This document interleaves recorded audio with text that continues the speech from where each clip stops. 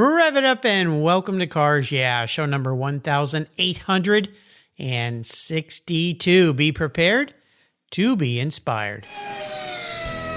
This is Cars Yeah, where you'll enjoy interviews with inspiring automotive enthusiasts. Mark Green is here to provide you with a fuel injection of automotive inspiration. So get in, sit down, buckle up, and get ready for a wild ride here on Cars Yeah.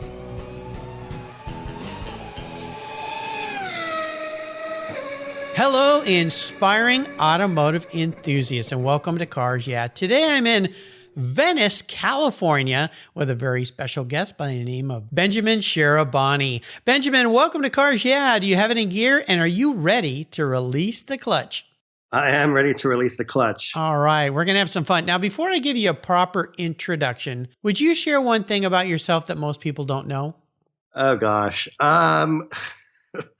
I guess I'm kind of a shy person. Okay. A little social anxiety. So actually, I was quite nervous about this.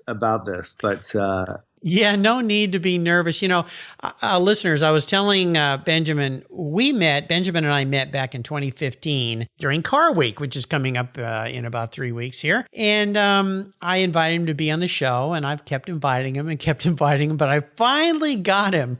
So I kind of feel like I'm always fishing, for people, and some fish are bigger and they're harder to land. So there you go. So I'm happy you're here.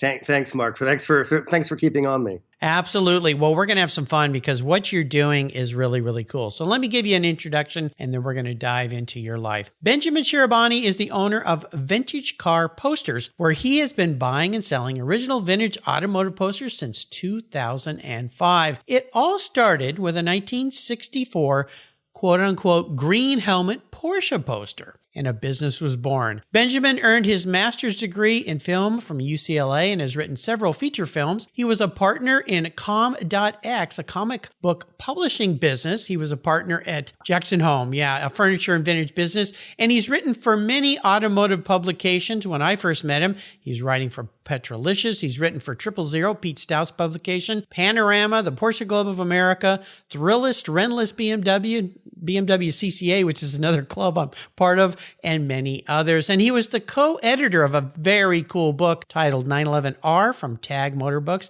and they're also working on the upcoming Porsche 993 GT2 book. We'll be back in just a minute to talk with Benjamin, but first a word from our sponsors. So hang tight, and we will be right back.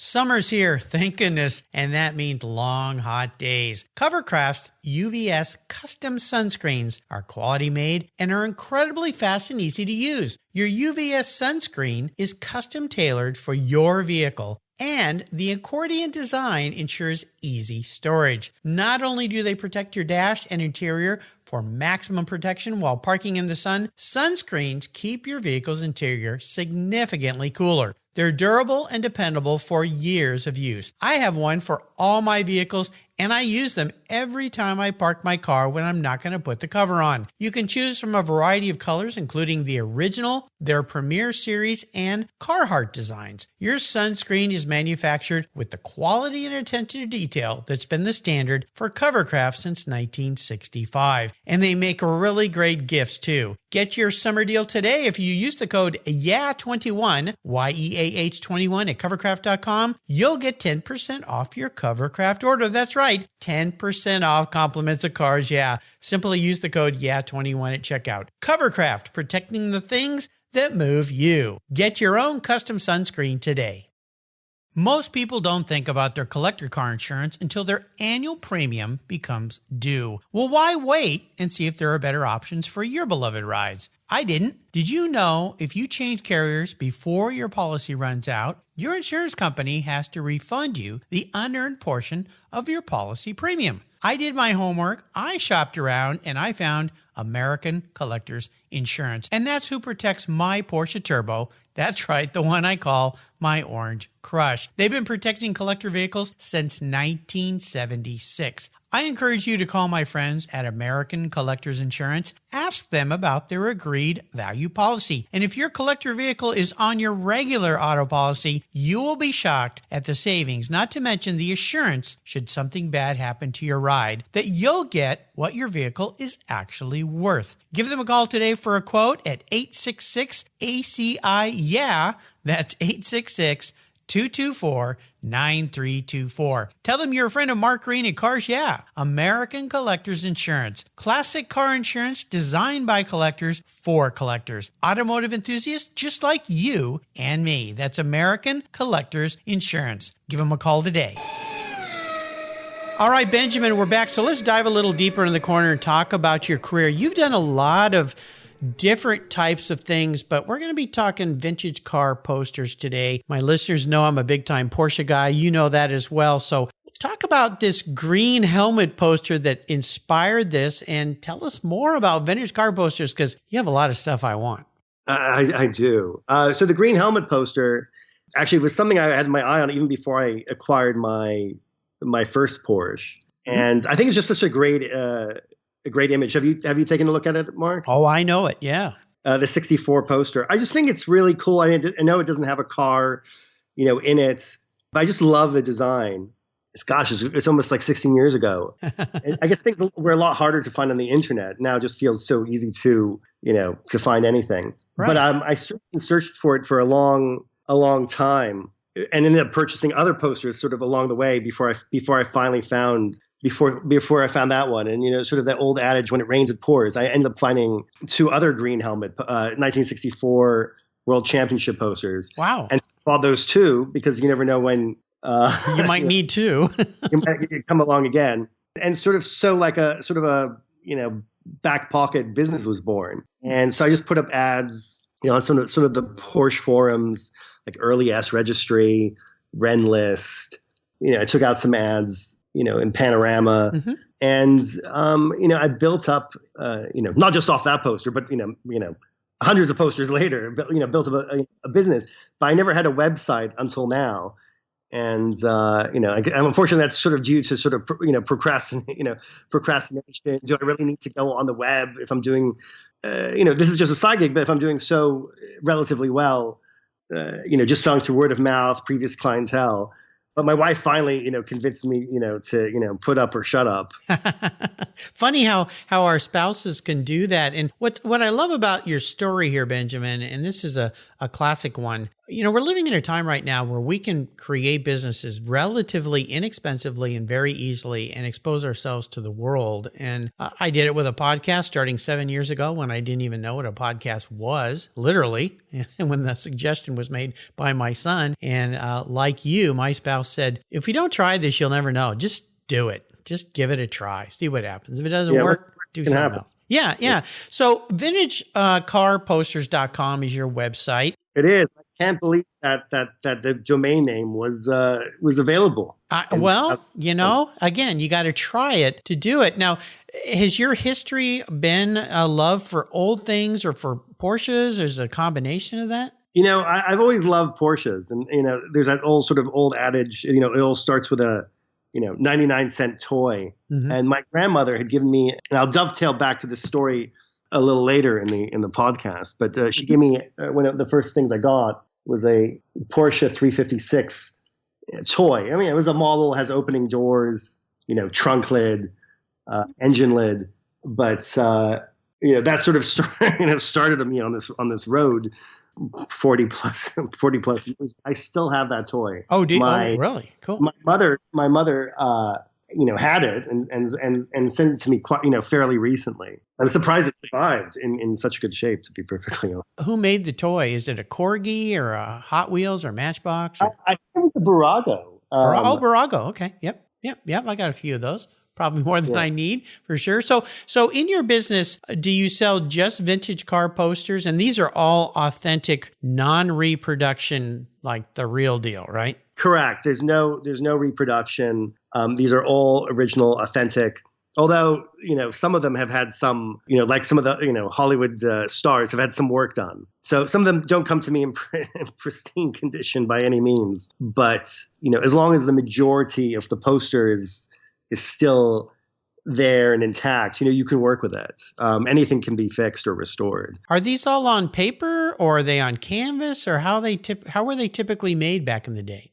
They're all made on sort of on paper, and sort of the grade of the paper changes as we kind of go through the through the decades. But I kind of specialize in what I call the golden era of Porsche posters, like the 50s, the 60s, and the sort of the early 70s, when they still did illustrated posters, which I think are so cool. Before they moved to photography, and during the restoration process, the posters ended up becoming linen backed, which I highly recommend for any poster collector. Some people don't like that. I think Europeans are a little bit adverse to linen backing, but I think it helps preserve the poster from further damage. It stabilizes it, and if you're doing some restorative work, I mean, it's the only way to get things done. Does that mean an actual piece of linen is attached to the original paper? Correct. Your poster is basically attached. It's completely reverse. I mean, the best restorers can make it completely reversible. They don't use any glue that's going to be hard to remove, but it can be reversed if need be. But I've never had the need, once it's linen backed, I've never had the need to undo the process. If somebody purchases one of these collectibles, and they really are collectibles because they have value and they have growing value as time goes by, what is your best advice for how they display them? Should they put them behind some type of special glass in a frame, keep them away from sunlight, all those typical things? Definitely. I mean, if you're going to, frame them, and I actually only have one poster framed after all these years. It's, to frame it with a UV glass, keep it away from direct sunlight, anything you would do to, protect any other valuable photograph or piece of artwork in your home. Mm-hmm. Yeah, exactly. Now, do you sell things other than posters? Occasionally, I've had a few vintage ashtrays. Right now on my website, I have a very cool Alfa Romeo branded ceramic ashtrays in the shape of a steering wheel. Oh, cool. It's from the 1960s. It was made for Les Leston, who made some very cool steering wheels that went on various Alfa Romeo racing cars, Ferrari, Porsche. Yep. In period. So I've had a couple of those. So it's kind of rare. It came to me from another seller, and I just decided to pick it up because, again, when are you going to find another one? But you don't have to use it as an ashtray. You can use it to store knickknacks, coins, pens, whatever. Yeah, or just display it on one of your collectible shelves. So now Porsche back in the day and these other poster manufacturers, or I should say marque manufacturers, they would hire pretty famous artists to do creative work for their posters, right? That's right. Well, Porsche was one of the first automotive manufacturers, or sort of niche automotive manufacturers to really branch out into advertising and posters. I mean, that's why you see Porsche posters, more Porsche posters versus, let's say, Ferrari posters or Maserati posters. Those are super rare. They hardly exist. But I think, Professor Porsche had to be talked into, that. He didn't really believe in the power of advertising. And when he did, he really believed that sort of numbers and statistics would sell the car. And it was a gentleman named Erich Strenger, who became sort of Porsche's first sort of in-house advertising maven. And he really helped brand the company with its identity. Even the logo and its typeface, is something that he came up with. Cool. Wow, cool. It's so iconic. So it's fun. Now you're also writing, and there's books that you've helped co-produce and publish. I shouldn't say publish, but co-write and so forth. And are you still writing for magazines as well? I'm still writing for magazines. I'm still doing some work for Panorama and Porsche Club of America, who've sort of given me that, the geeky book reviewer spot. So I've sort of carved out the niche as the book guy, I guess. And I'm actually doing some work on that book you mentioned, the 993 GT2 book. Oh, through Tag Motor Books? Yeah, it's not from Tag anymore. It's Tag no longer exists as a working publisher, but it's Christoph's new company. Oh, okay. Cool. Well, that first book that I mentioned, the 911R book, is awesome. And so we're looking forward to it. When will the Porsche 993 GT2 book come out? I Who knows? you'll have to ask Christoph that. Okay. It's actively in the works. I've done my as much as I've been asked of right now. I've completed that, and I guess I'm waiting for the red line version of that book. There you go. I understand. Let's talk about driving inspiration for you. Is there a key mentor in your life that's helped you be successful? Well, I have to give a lot of kudos to my father, Fred Shahrabani. I guess without his help, love, advice, warnings, none of this would be possible. He's always been there. He's always, been available. He might have been a little bit too lenient on me. He might have. It might have been better if he took the training wheels off just a little bit earlier. Is he one of those what they call today helicopter parents? I don't know about that. But he was always there. It might have been better for me. He cut those strings a little bit earlier. But I'm grateful for everything he's done and continues to do for me. I couldn't have asked for a better dad. Wow, very fortunate. And you got a son of your own. I do. I have a 5-year-old son, Zachary. There you go. Yeah. Well, you can learn the good and the things you would change from your father and carry that forward to Zachary, and then he can carry that forward to his children and just keep improving with every generation. That's what it's all about. Let's take a short break and we come back. I want to talk a little bit about a challenge because you've done a lot of different things in your career. Let's think about that. So we'll keep the seatbelts on, the green helmet on, and we'll be right back. What began as a charitable car show has grown into the world's greatest collector car auctions, raising over $133 million for charitable organizations to date. For nearly 50 years, automotive enthusiasts from all over the world have enjoyed the Barrett-Jackson collector car auctions, and I'm a huge fan. Regarded as the barometer of the collector car industry, their auctions are world-class lifestyle events where thousands of the world's most sought-after, unique, and valuable automobiles cross the block in front of a global audience, in person, on TV, or streamed online. Barrett-Jackson produces the world's greatest collector car auctions in Scottsdale, Arizona, Palm Beach, Florida, Las Vegas, Nevada, and new for 2021, Houston, Texas. The excitement of Barrett-Jackson auctions is contagious, and a unique experience is not to be missed. And be sure to visit barrettjackson.com today. Barrett-Jackson, the world's greatest collector car auctions. I've discovered Linkage. It's a new quarterly publication and website that covers the automotive market, driving, restoring, collecting, and discovering your passion for motor vehicles. Linkage is about experiences, opinions, and values. Linkage is an actual informed, reasoned opinion based on first-hand experiences. A talented Linkage team covers the automotive world, the people who share your passion and mine, smart, considered, rational, and experienced opinions, ones you can learn from and grow. That includes our passion that drives auctions and the collector car market. So come with me and join us on this journey. And be sure to use the code CARSYEAH when you subscribe, and they'll give you $10 off. Boom! Linkage, geared for the automotive life. Subscribe today at linkagemag.com. So Benjamin, let's talk about that big challenge, big failure, big obstacle, something that you've encountered. Of course, the most important part of this is what did it teach you? So take us on that ride, would you? Gosh, I've had so many challenges and failures. I guess one that's germane to the business that we're talking about, my poster business, is I had a very nice poster. It was a 1961 356 BC steering wheel poster. Just two gloved hands, and they're grasping a poster. I know it, yeah. And I had a few of them, and this literal billionaire collector got in touch with me, and he wanted this poster, but he collects the best of the best. I mean, be it cars, be it whatever it is, it has to be like the best. And this is like a close to a 60-year-old poster. And I sent it to him. He sent me the money, and a couple of weeks later he sends me an email, and he was dissatisfied. It had a crinkle. Which I had, I disclosed that, it's 60 years old and had, a few flaws, but it was by far a very nice 60-year-old poster. Yeah. And I'd already committed the money, the proceeds from that poster to buying some more posters.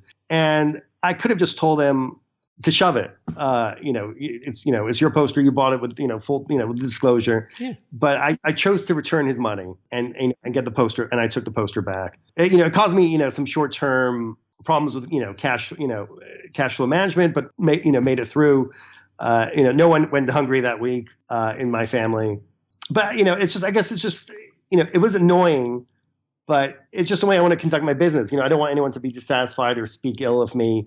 My reputation's out there, and, word gets around. So even though it was a very nice poster, and I eventually sold it to somebody else who was very happy with it. You can't please, all the people all the time, and you have a choice to do the right thing or not. And in this case, I chose to make him happy and thought about, potential future business with him. So didn't take the short-term gain. So the lesson here is, which you did, full disclosure, when you're selling something that's not brand new and perfect, right. It's old, it's used, it's a collectible, it's going to have a few things. Disclosing every one of those things is key. And it sounds like in this case you did that, but he still wasn't happy with it. So in a sense, he made the mistake. He bought something knowing there was a wrinkle here or there, whatever it might be, but just simply changed his mind. But in my opinion, you did absolutely the right thing. Yeah, the painful thing, but sometimes it's perfect. I don't think there is. Look, these posters were made as promotional items. Who knows how many survived?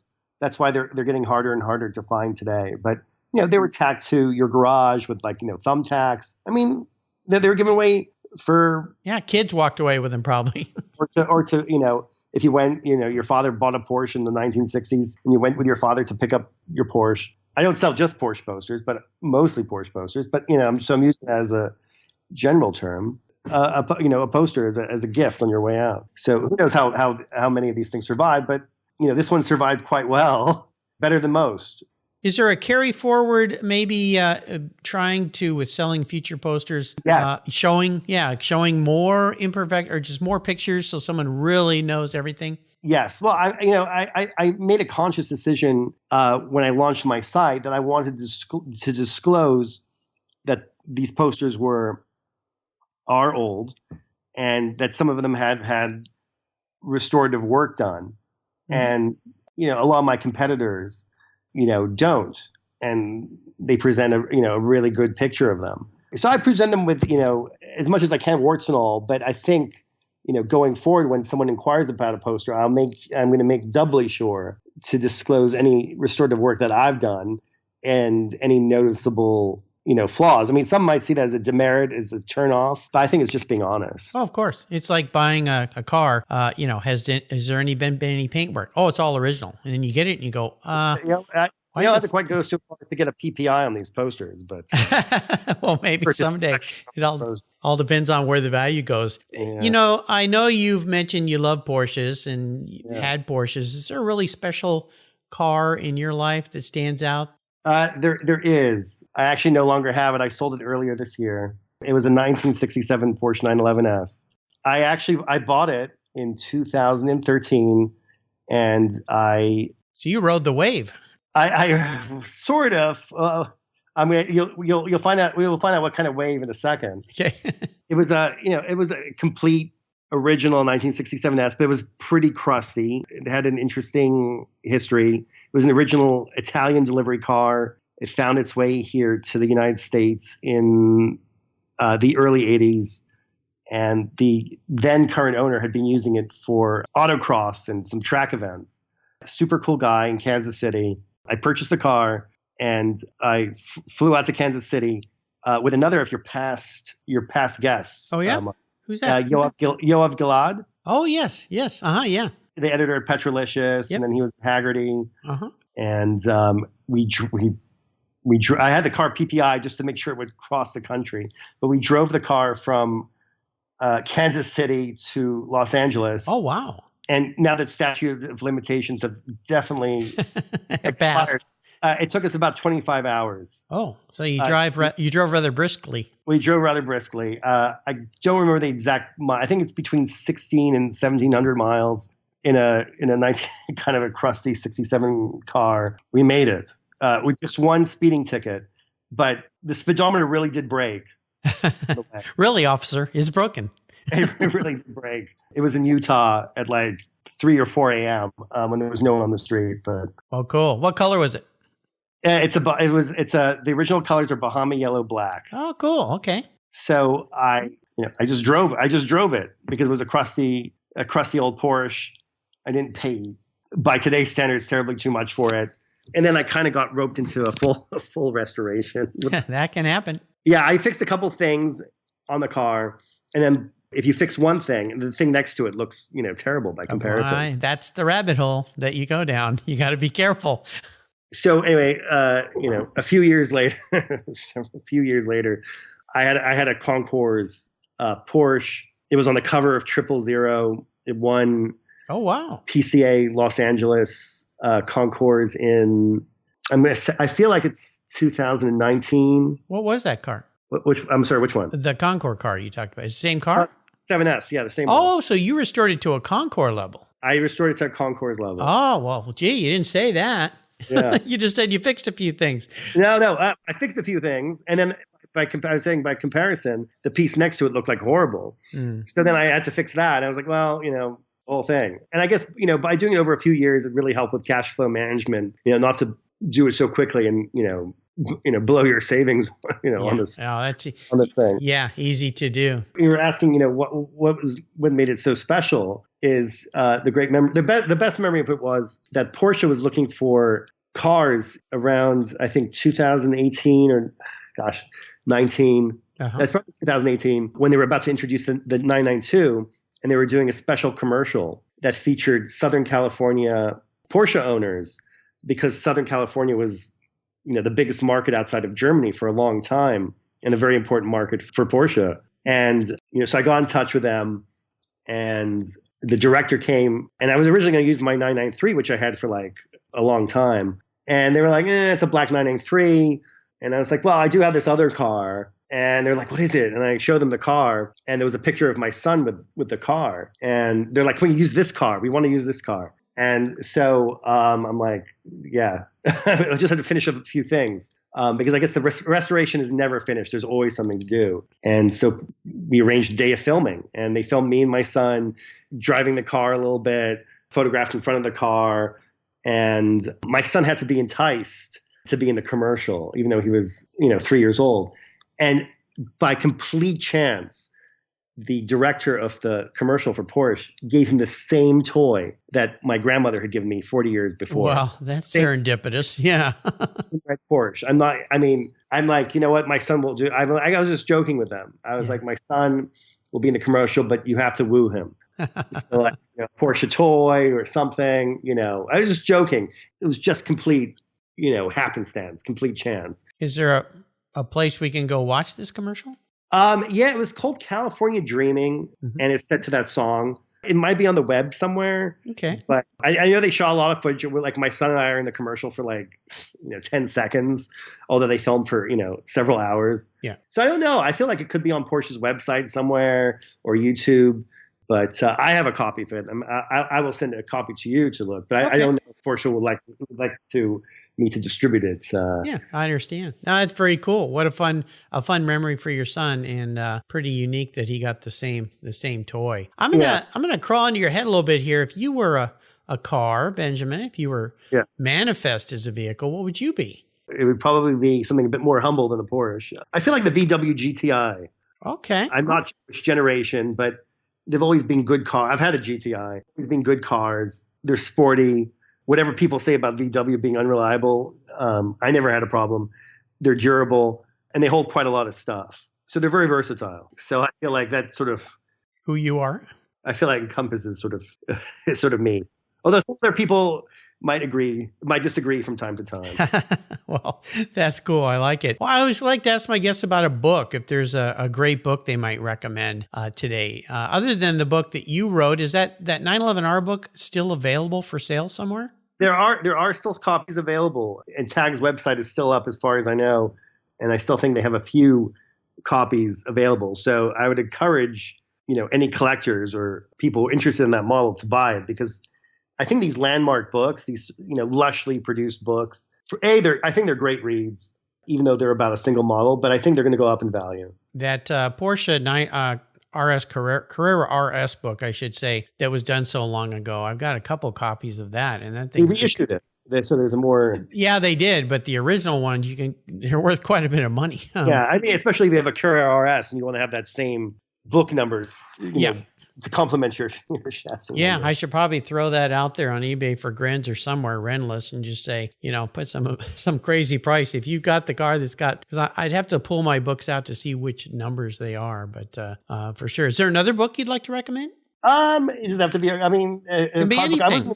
I wasn't going to pimp my own the book I worked on, but I guess a recent book, I guess, by another Seattle guy like yourself, Ryan Snodgrass. Okay. Do you know Turbo 3.0? Yeah. Mm-hmm. I mean, I think I've got to know Ryan a little bit, and I just think he's pivoted from being an Amazon to being a collector, and now a superb book writer, and I think Turbo 3.0 is just such a superb book, from the fit and finish of it to the writing. For me right now is like the pinnacle of automotive book production.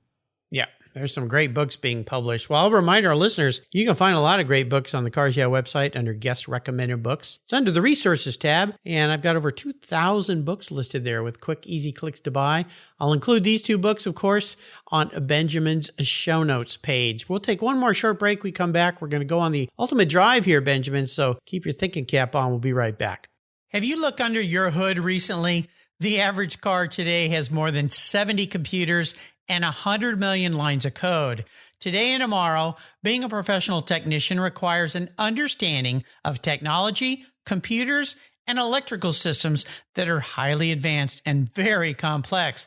Cars Yeah is honored to support TechForce Foundation as our charity of choice. Their efforts to help young people pursue a technical education and a fulfilling career as automotive techs is the key to an inspired life. Through scholarships, grants, and good old-fashioned hands-on experiences with vehicles, TechForce and Cars Yeah are working together to connect young people with viable careers. Join us and learn more by visiting techforce.org today. All right, we're going on the ultimate drive, Benjamin. That means you get to pick any vehicle in the world. You get to pick who you're going to be with. This could be one person or multiple people. They could be living or people who've passed. What does your ultimate drive look like? Well, I think I'd have to take my wife and son, and possibly my dog Roger, who seems to be pretty. He seems to be pretty well behaved. I take him for rides in my car, and he doesn't chew it up, or nice. He's a good passenger. So touch wood. Given that it's three people, it's sort of the holy grail of analog sports cars. I know you know what I'm thinking. McLaren F1. Ooh, nice. Well, they're going to have one for sale during Car Week, so you have your chance coming up. Just better bring a big checkbook. At the Gooding and Company sale. I actually do some catalog work for Gooding. Oh, great. Okay, yeah, they've got a very uniquely colored McLaren F1. Yes, I don't know the actual technical color, but it's sort of like a copper brown. I think. Yeah. I think it's maybe a one-off. So, it'd be pretty cool. So, and where are you guys going to be driving? We're going to be driving. It's probably not my car, because I don't have 15 to 20 million to spend on a McLaren F1, unfortunately. Well, that's the beauty of the Cars Yeah Magic Scepter. You can do whatever you want. I know. If I'm being realistic, it's from point A to point A, or to like a delicious meal somewhere. But I would be driving, and then my wife doesn't like driving manual shift, so it would definitely be me. And my son's too small to reach the pedals. So, and well, with the McLaren F1, you do have 3 seats, so I'm not sure where Roger's going to go. Maybe in your son's lap. I don't know. Yeah, son's lap, or I don't think it'd be very happy in the luggage compartment, which I think was big enough to hold a set of golf clubs, if I'm not mistaken. Well, maybe that's for sure. Well, that sounds like it's like they try to make it so there was some extra modicum of usability. Well, it's become one of the kind of modern day, and it's not a modern day car, but modern day Ferrari GTOs as far as collectability. So very few cars are ever reach those heights. Yeah, it's incredible. It's credible. I mean, it's been a great investment for the few people that can afford things at that nosebleed level. Well, you've given us a fun ride here today, and I'm glad I finally got you on the show. Before I let you go, could you share maybe a parting piece of wisdom or words or a mantra or a success quote with us? I hate to be so bad, but Yoda from the Star Wars movies, Yeah. do or do not, there is no try. There is a try, but it's, do or do not. I think just like we spoke at the top of the show, just give something, a try, do it, just like your wife encouraged you to do or your son with the podcast, 1,800 and some odd shows ago.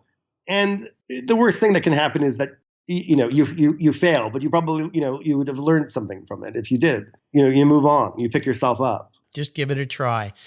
Most definitely words of wisdom. And I'll remind listeners, you can check out Benjamin's website at vintagecarposters.com. I'll put links on his show notes page. If you love vintage artwork, you love old Porsches and other cars and other things, and I'm sure there's going to be lots of new things coming up on the website, check it out. So vintagecarposters.com. Benjamin, hey, thanks for finally coming on the show and spending some time with me. This has been fun until you and I talk again, or I see you at the Gooding auction and you're bidding on that F1. I'll see you down the road. Thank you, Mark, for having me. Thank you for persevering and getting me on. Absolutely. I'm good at being persistent, that's for sure. And you know what? I didn't feel nervous at all. I overcame my shyness. There you go. Well, we had a good talk for sure. Thank you so much for joining us on today's ride here at Cars Yeah. Drive on over to carsyeah.com to find show notes and inspiring automotive fun. Download your free copy of Filler Up, a fun book filled with gorgeous photographs of fuel filler fun, including quotes from more inspiring automotive enthusiasts. Download your copy today, and we'll see you next time on Cars Yeah.